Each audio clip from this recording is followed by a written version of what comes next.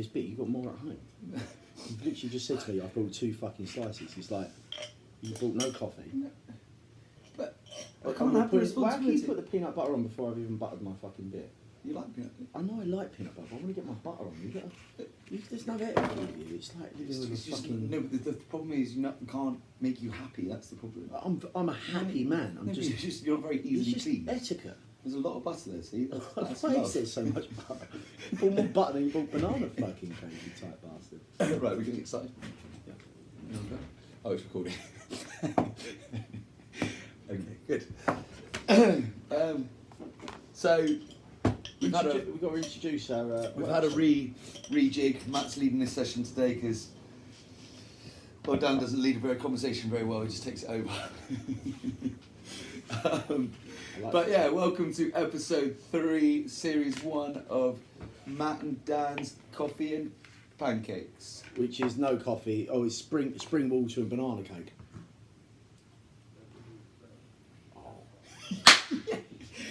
That's a fair exchange, though, isn't it? Well, I'm not going to take full responsibility for it, but the silent chef can. That was a great work of Helen the salami. Yeah, Helen Salamana Brimble. Anyway, so today we're going to talk predominantly about standards, movement standards and ethos in CrossFit boxes, and our CrossFit box, and how we do not compare ourselves to anybody else. Is that right? Yeah. So what interests me is that I've worked in many different boxes, not as a coach, mostly in nutrition, but I've seen how other boxes are run. And the reason why I wanted to coach here more than I wanted to have a nutrition clinic, and that is very true. I mean, you wanted me here predominantly to do nutrition, didn't you? Yeah, that was That's philosophy was to. So many of our members were talking about nutrition, and obviously all of us have got good nutrition knowledge, but a lot of members that were getting really into CrossFit because a lot of CrossFitters have got such addictive personalities. Fucking hilarious.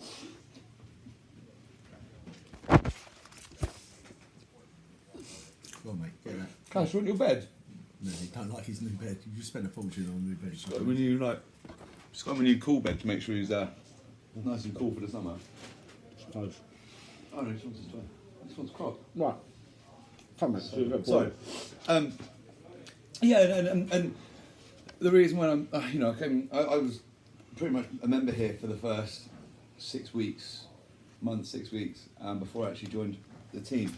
And what I really liked, and I learned so much more about movement quality, because the thing is, even from an air squat, time after time, every class, every day, we teach about how to load the pelvis, how to sit down properly, and it's very apparent that from the get-go, that's the whole point of doing CrossFit, right? So you're the only box that I know that makes sure that everybody, when they first here, goes to a ball, has plates under their feet, just spends time actually looking at that individual to see what they need. Yeah, I think it's like, so our ethos sort of favours, and every box is different. No box does it right, no box does it wrong. It's Vanessa. No box gets it right, no box gets it wrong. Well, some of them do, but in the general consensus, our views are we want to change lives. Every coach will say to you exactly the same thing. We want to change lives. Gemma's always made it clear there's no sacrifice for movement ever. And people go like, if I go to this box, I can learn Olympic lifting. Right, as soon as I've done my fundamentals, fucking great. Go to that box, fantastic. You're absolutely crazy, but go to that box. Well, they're not. That's someone else's different journey. It's someone else's different journey, but okay, great. Go to that box. But if you genuinely want to improve on your form, and what will happen is if you try and do everything too quickly without understanding the movement, it might take a year. It takes 2 years, but you will just stop growing. You will stop improving. It stops, and then you have to go all the way back to get there again, rather than waiting, taking your time, being persistent and making sure that you're continuous and regular. and your movement standards, and you'll grow. You just keep growing, keep growing, keep growing, keep growing, keep growing, keep growing. And that's my view on it. I think that's the best way to do it. Never sacrifice form. No one gives a shit how much you can lift. There's always someone that can lift more. How much membership you have? £150 a month. So if you're paying, what, I don't know, let's say 10%, 5% of your wages into your body, into that gym, you're not paying 30 quid a month, 20 quid a month. You want to be told what to do, right? Yeah. You don't want to just come in, move and hurt yourself. But when other people say, oh, you know, they get bored sometimes about listening to how we talk about movement at the board and things like that. What you got to remember is that it's an absolute treat to be able to tell by a professional time and time again how to move properly. You know, you go into a Globo gym, nobody can bother with you. No, listen. People wouldn't have they wouldn't have a fucking clue even where to start. And that's the idea of it. Is at the end of the day, you're investing this money. You're investing because you've come to the top. Who's the best at what they do? You know, and CrossFit's at the spear of its industry. So 100%. If you're paying that kind of money, you're paying a lot of money to be in a class. Fucking hell, lap it all up. Yeah, take it all in. Which brings me on to the next kind of point, really, which is focus on you, which I think a lot of people forget. Well, we've had a couple of members here, even in my time here in the last year, people have come and they've seen other athletes that maybe are doing a bit better or whatever, and then we'll try and cut some corners and go and like train with them, and then sure as shit you see them on social media and all the rest of it, and like you're saying, they hit this level, and then suddenly it's like all get injured, but sit at this level. And it's just like, well, where do I go from here? And they carry on paying membership here. It's a win-win. And then they go fucking Pure Gym. I'm sitting there going, what, like, you know, or a Globo, sorry, call them a Globo Gym, whatever. It's fucking insane. Following someone else's journey, it's madness. And I think that's what takes you into CrossFit, though. Like, you've got to always remember, like, even from day one, you didn't try to join CrossFit because of anybody else. Nobody else did. Nobody would join CrossFit because of anybody else, I don't think. You have to seek it out yourself. And you have to be passionate about it, because nobody would turn up and get the abuse that we give to people day in, day out on their body, and really, really fighting for that human adaptation. You've got to be so different to CrossFit. Yeah. We are, and I'll tell you what, and you've got to take your hat off to yourselves, we are a completely fucking different breed. We're a weird little bunch, CrossFitters. I say it all the time, we are a strange little bunch. Like, I get all the time these fucking people like, oh man, I'm going to do a Facebook campaign for you. I'm like, mate, great, you can do a Facebook campaign for me, but I can tell you now, the only people that come through these doors are people that are searching for CrossFit. You can't bring CrossFit into someone else's space. It's a weird thing. People are looking for, you have to look for CrossFit. And I quite like that about it. I quite like that, the fact that we're still a little bit unknown. Like, I say that, oh, I've got CrossFit, and people think it's the fucking cross trainer thing. People who see us coming out, running out of here. We're going up, running past the railway or whatever. My engine room on a Friday night, make them, most of the time, make them run around the block, carrying each other. And everybody's like, just because I love freaking people out on a Friday night. But you got people like at meals or at a bar, and they're just like, it's Friday night, take some time off. But then you listen to Johnny Hard stuff, and he's like, this is better than Ibiza. Yeah. This is better than Ibiza in the 90s. I bet Johnny Hart stuff has smashed Ibiza. In the 90s, you know, 80s and 90s. That Johnny's guy, that guy. You know he's friends with Fatboy Slim. Fuck up. Yeah. He it was really random. I was talking about Brighton. He was talking about Brighton. He's that guy I'd love to hang out. You know, like, yeah, he's fucking CrossFit Connect. He's been down to, and when I know the guy who owns it, and Bonnie, and next to him, Fatboy Slim's house is there, and you can see it from Google. He's got a flipping smiley face in his front garden. I swear to God, he's got a massive smiley face from the that you can see from the sky. So if you fly over his house, you can see. Yeah, so it's a pill basically. Oh, fucking acid pill. Yeah. I love that, man. I love that. Johnny's partied with him when they were younger. And he loves a Friday night session. But he says that the engine room is better than going out on a Friday night. And you know, he knows. I'm doing engine room this Friday. Yeah.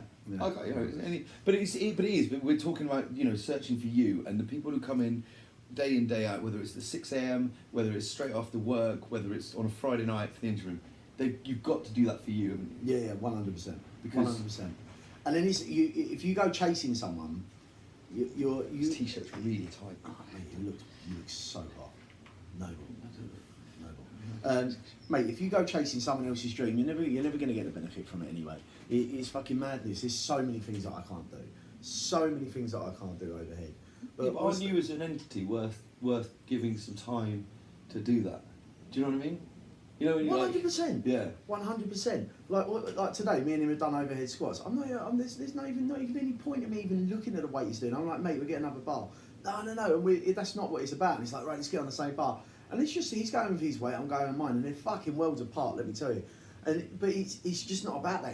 It's like, where can I improve? And he's cueing me, I'm cueing him on certain things. Even though he's lifting more weight, I'm like, mate, this is where you're going wrong. It's just, everyone's listening to everyone because it's all about how can you advance you as a person. That's the other thing as well. People who judge a coach on what they're lifting or their fram time or whatever. He's a way better coach than me as far as looking at cues and knowing stuff. I'll take that. Well, I think you are in many things, and but at the same time, even if you're not better than me, I respect you enough.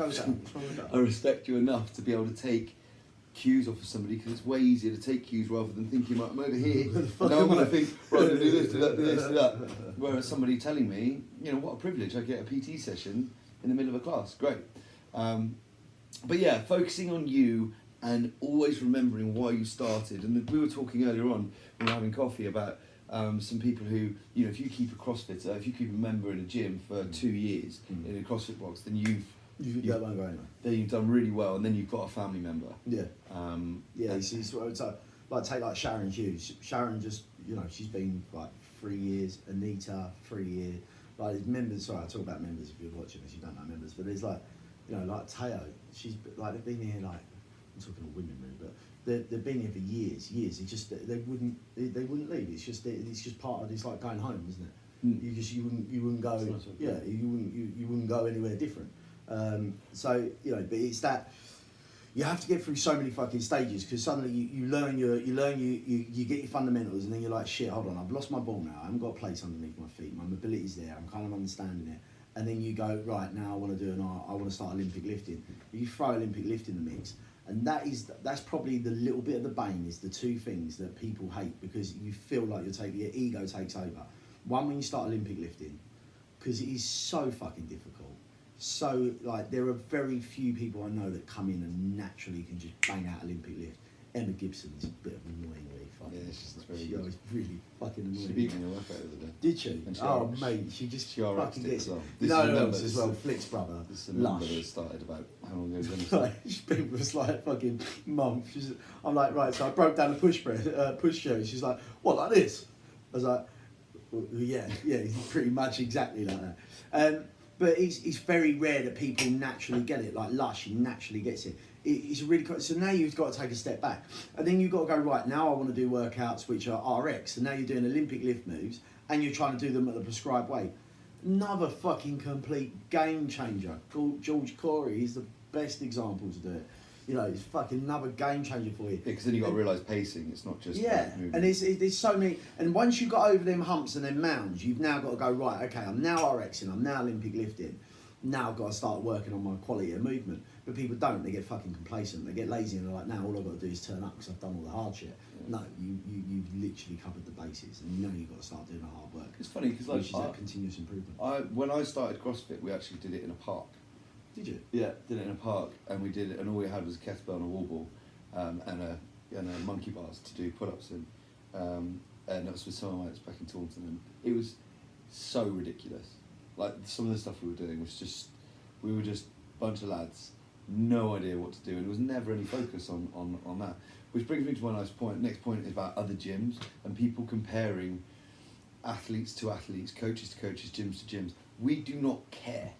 We would love any gym to get in contact with us. We would love to have a box battle, whatever, and just have some fun, throw down, and we'll scale everything accordingly to make sure everybody's happy. Like, I can't wait for the future when we've got different opportunities to put on different events and stuff like that, because I think as a team in here, we really do love community and we love everybody having a good time.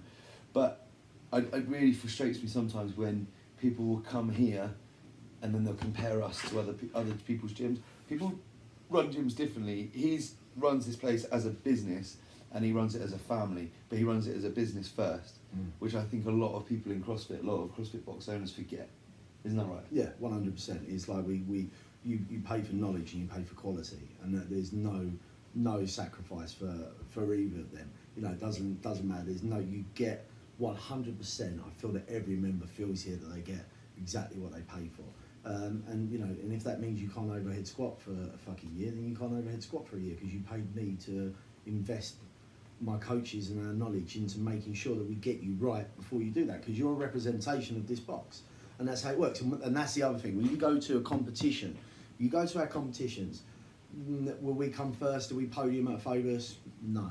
But does everyone turn around and we get it every comp we go to? I guarantee you, and people are like, "Fucking hell, man, you guys move amazing." So yeah, we do, yeah, great. That's it, because that's what it's about. But that's the best thing about with Gemma. That's why I respect her so much, and you know, knowing her for quite a few years and seeing her as an athlete and everything else. You know, being near that environment about how she set that up, and the way that it's followed through you and us and everybody else. It's so apparent as far as the brand is concerned that is it. You know, and it's good to see. Love CrossFit chicks. But CrossFit. So that brings us on to that final point about social environments and relationships in gyms. CrossFitters all fuck each other, don't they? Because, no, it's true, because we just how could you go out with an everyday I think there's nothing sexier than a bird that's got no fucking makeup on, is sweating, rocking out an overhead squat, fucking absolutely rather than this bird that's got a literal pumped up and fucking eyelashes like that. Boobies. You know, and you walk in because you're like, fucking hell, you can walk in and seriously admire. I said boobies, as in like no CrossFit chicks got boobs. Boobs, no. But it's like, you know, you can 100%, you admire, like fucking... Just heart. They've just got heart. Oh my God, man, I was obsessed with fucking Gemma. Oh, mate, so those of you who don't know, my wife was my coach, still is my coach. Was my coach.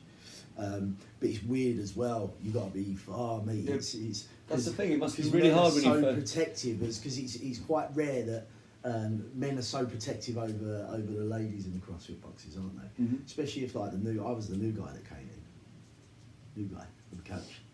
Can you imagine him coming in and like, oh God, just oh mate, so many people were pissed off. Yeah, I bet. Yeah. Oh, so many people were pissed off. Comes in.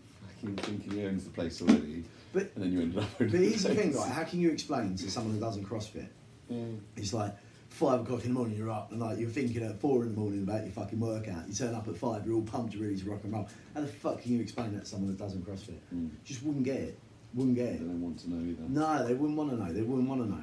And that's why I think. But it must have been hard. It must have been hard for you. So tell me, right, when you and Jem started seeing each other.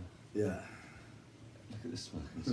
So when you two started seeing each other, it was obviously secret, right?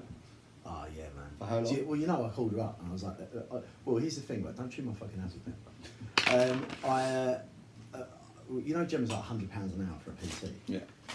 Swear to God, 600 quid I'd done because I was so nervous about fucking asking her out. Yeah. And she rinsed that 600 quid because she just sat there talking to me. And I was like, oh yeah, tell me about yourself. So, how long until we told people? Sly. Oh mate, I was just like, money well spent. How long until it was like 6 months? Really? Yeah, 6 months.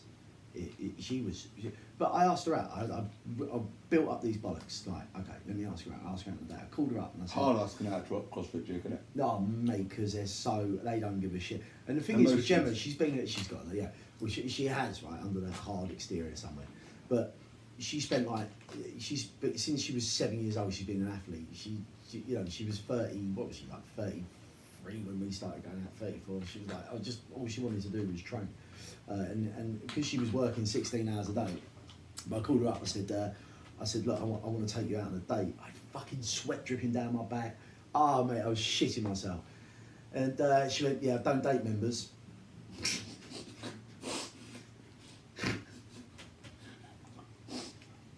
My dad's going, not going so well. well, what about a fun date then? She went, yeah, this is mid-November. She went, Right, well, I wouldn't mind seeing some Christmas light turn on. I'm free on Tuesday between 5 and 7 p.m. I had to find Christmas lights being turned on a Tuesday, middle of November, between 5 and 7 p.m. Did you make your own? No. I'm surprised you didn't get like somebody to put some lights up around Bromley and fucking But we just share this. I mean, it's yeah, but so it's okay because you don't want to hear too much about the relationship. No. So you started seeing each other. Yeah. You had 6 months. Yeah. And then you had to tell the members first, or you had to say mates first, or mates are members, aren't they? So this is the thing. Yeah, this is the thing. This is the bit about the fact of you have this bond with people where you feel connection, right? All my mates are here. Yeah. Like literally all my pals, all my mates. So how do I do it? How do we do it? I think people just started clocking onto it. I think that's how we done it. It was kind of like, I started work, like, I can't remember. I think it just become a little bit of common knowledge. It was like, I was here a lot. Well, I was at the old gym a lot. It was harder for Gemma than it was for me. I mean, I don't give a fuck. But it was hard for Gemma. Because all of her members. Yeah, and she was just so close to them, and suddenly these guys that have been with her from day dot, and a couple of them probably fans of her, and There's a mobile Dan coming in. old Danny boy, like that, and done my shit. So anyway, why'd you ask?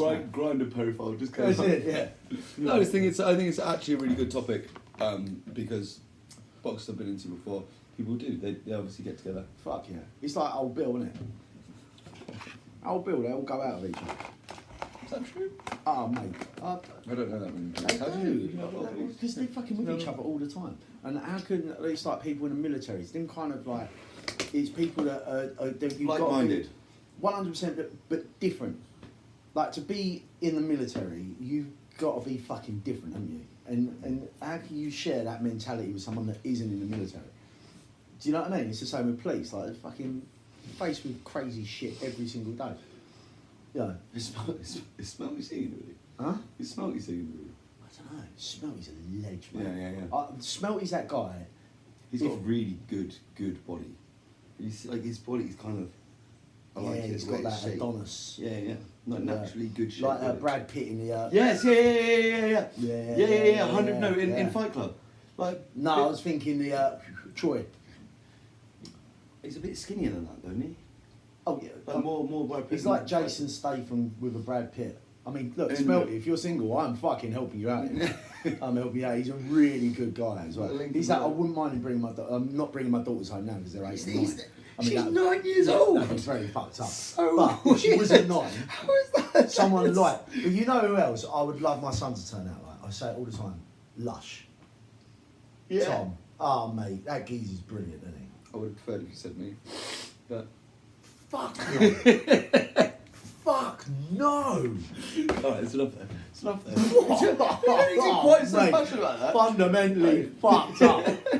Honestly, badly. So anyway, what's been the subject matter of today? What have we told? We've literally Fuck girls, fuck girls in CrossFit. Girls, fuck guys in CrossFit. That's great. And ethos and other own gyms and movement. Ethos, other gyms and movement. But hopefully you can take something from it, and that's the way that we work. And I think that everybody needs to kind of just appreciate the fact when you go to different gyms, everybody's different, and to enjoy the whole point of CrossFit. Arjun asked me something, actually. Fuck, I forgot about that. Arjun asked, how do you deal with, I don't know if I was supposed to say your name or not, Arjun, but it was Arjun. How do you deal with coming last in the workout? He's like, I feel like I'm coming last and coming last. Mate, 9 out of 10 times, the people that come last in the workouts are people that have been CrossFitting for the longest because the workout's so much fucking harder. So feel completely comfortable that it's your own journey. I love coming last. No one gives a shit. Actually, everyone really gives a shit that they want you to get through the workout, so they're going to come fucking cheer you on if you're in a good box, which you are. No, I just had to chase Kurt up the road for the extra 200 metres. He hated me. It's like you could hear the buzzer going off, and we still had 150 metres to go. I was like, don't worry about the buzzer. Go. Oh, fucking hell, mate. What are you still making me run for, man? Christ, man, look at me. I'm all badly and fucked. Anyway, I don't know. This has just been us chatting, so thanks for listening. What is it they do? Like and subscribe. Do all that jazz. It's been a good one. Ciao.